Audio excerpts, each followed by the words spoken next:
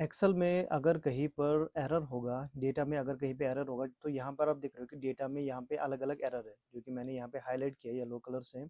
तो देखिए जब भी कोई एरर होता है ना, तो उस फ़ॉर्मूला जो है ना, उस पे काम नहीं कर पाता है। देखिए, जैसे कि यहाँ पे हम सिंपल करेंगे यहाँ पे इक्वल साइन, इस तरीके से हम सम ब्रैकेट स्टार्ट और इस रेंज को हम लेंगे, इस डेटा रेंज को हम इस तरीके से लेंगे, ठीक है ना? अब यहाँ पे मैं एंटर करूँगा तो देखिए, यहाँ पर भी एरर आ गया। इसमें यहाँ पे एरर है, तो यहाँ पर भी देखिए क्या हो गया, यहाँ पर भी एरर आ गया। तो इस तरीके क्या होता है कि एक्सेल में जो है ना, यहाँ पे फॉर्मूला जो है ना, यहाँ पे एरर पे काम नहीं करता। तब हम इस्तेमाल क्या करते हैं, तब हम इफ एरर का इस्तेमाल करते हैं। देखिए यहाँ पे देखिए, यहाँ पे हम दोबारा से ट्राई करेंगे अब फॉर्मूला, तो अब ये अप्लाई हो जाएगा। हम क्या करेंगे, इक्वल साइन, यहाँ पर हम सम, अब यहाँ पे हमें क्या करना है, ब्रैकेट को स्टार्ट करो, यहाँ पे लिखना है इफ एरर, ठीक है? इस तरीके से इफ एरर लिखना है यहाँ पे, ब्रैकेट स्टार्ट। अब हम रेंज लेंगे यहाँ से यहाँ तक, ठीक है? यहाँ पे कॉमा हमें करना है और यहाँ पर लिखेंगे हम ज़ीरो, ठीक है ना? अब ये ज़ीरो हमने क्या लिया, अब यहाँ पर ये जो जो एरर है ना यहाँ पे, ये यहाँ पे एज अ ज़ीरो नंबर इसको लेगा यहाँ पे, ठीक है?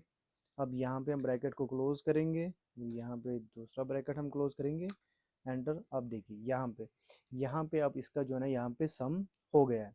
अगर हम डायरेक्ट खाली सम करेंगे, इफ एरर नहीं लिखेंगे, तो तब यहाँ पे एरर आ जाएगा, ठीक है? जैसे हम इस तरीके से क्या करते हैं, हम इफ एरर लिखते हैं और यहाँ पे लास्ट में ज़ीरो। ये ज़ीरो क्या होता है कि ये जो यहाँ पे एरर होता है ना, ये उसको यहाँ पे लेता है एज ए ज़ीरो, ठीक है?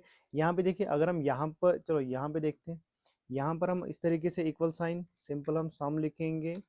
यहाँ पर अगर हम इस रेंज को इस तरीके से हम सिलेक्ट करेंगे, ब्रैकेट क्लोज करेंगे, एंटर करेंगे, देखिए यहाँ पे एरर आ गया है, क्योंकि यहाँ पे हमने इफ एरर का इस्तेमाल नहीं किया। जब भी कोई एरर होता है ना, अगर हम सिंपल फार्मूला इस्तेमाल करेंगे, तब वहाँ पे एरर आ जाएगा।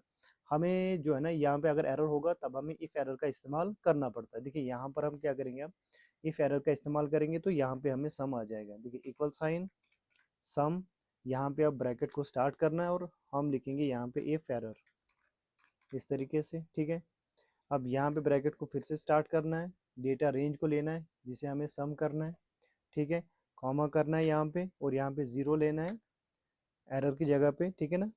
और यहाँ पे हम ब्रैकेट क्लोज, एक और ब्रैकेट यहाँ पे क्लोज करना है, एंटर। ये देखिए यहाँ पे ये जो है ना, यहाँ पे अब आ गया। जब हम इफ एरर का इस्तेमाल करते हैं, तब यहाँ पे ये जो ना एरर यहाँ पे स्किप हो जाता है, ये एज ए ज़ीरो उसको लेता है यहाँ पे, ठीक है?